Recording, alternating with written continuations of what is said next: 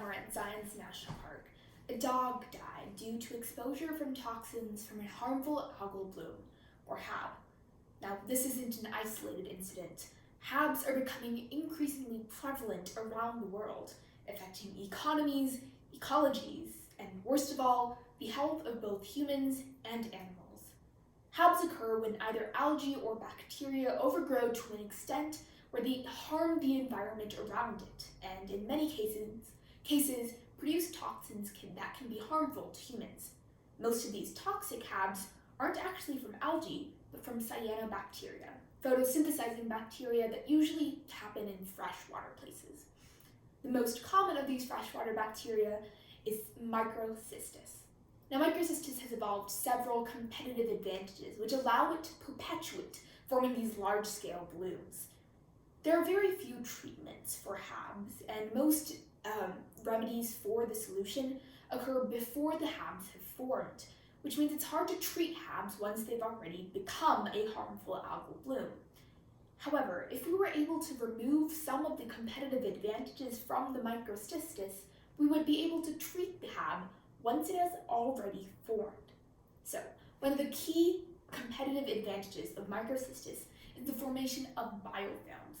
Biofilms allow this Microcystis bacteria to favorably regulate its environment, creating a niche that it's more able to live in and basically monopolize the photozone of an environment, making it very competitive in its environment.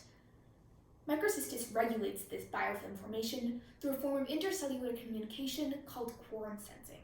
In the quorum sensing system, we have basically two parts, the receptor and a signal molecule. All the cells in an environment release this signal molecule, and they all have the receptor on the outside of their cell wall. If there is enough of the cell that the signal molecules have attached to the receptors on the outside of the cells will start a signal transduction pathway, forming the biofilm. Because it's dependent on the cell population around the area, this is a form of density-dependent cell regulation. So, if we were to create a competitive inhibitor that essentially bound to the receptor structure and didn't allow the signal molecule to bind to the receptor structure, we could prevent the signal transduction pathway and therefore prevent the creation of the biofilm in the first place. This would essentially strip the Microcystis of its competitive advantage and therefore reduce the severity of the harmful algal bloom. So, in order to produce several candidates for this competitive inhibitor, I had 4 steps to computationally produce a set of molecules that could be a competitive inhibitor. The first was to create a set of novel molecules. This was done through a generative machine learning method called an encoder. So this was taken from the DeepChem library, and it was trained on the PCBA dataset, which has over 400,000 small molecules. The encoder essentially takes these molecules and strips them down to their most necessary parts, adds a bit of random noise, and then uses a decoder to add them back up, essentially creating a set of novel molecules. These are the molecules that could potentially be our competitive inhibitors. The second step is to actually determine the receptor structure of the Microcystis quorum sensing system. Since there's not actually a definitive structure determined yet, there was only a FASTA sequence to base off, which isn't super conducive to the machine learning method that I wanted to use. I therefore had to use the existing machine learning program from Nankai University's Yang lab to convert the FASTA sequence to a PDB form. This provided enough information that we were able to continue with the next steps of the machine learning process. The third step was to create a machine learning model that would predict the binding affinity between two molecules. This was a neural network that was trained on on the PDB bind dataset, which contained a protein, a ligand, and the binding affinity between them.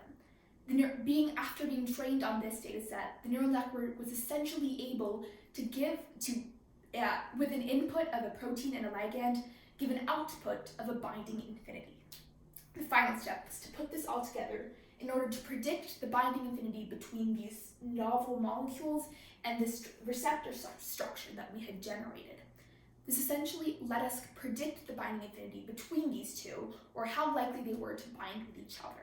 If the molecules had a higher binding affinity than the signal molecule itself, that means it's more likely to bind with it than the signal molecule, making it a good potential competitive inhibitor. Looking at our results, we created over 4,000 novel molecules, and 1,000 of those molecules had a pKd, or a binding affinity, higher than that of the signal molecule itself, making them good candidates for competitive inhibitors.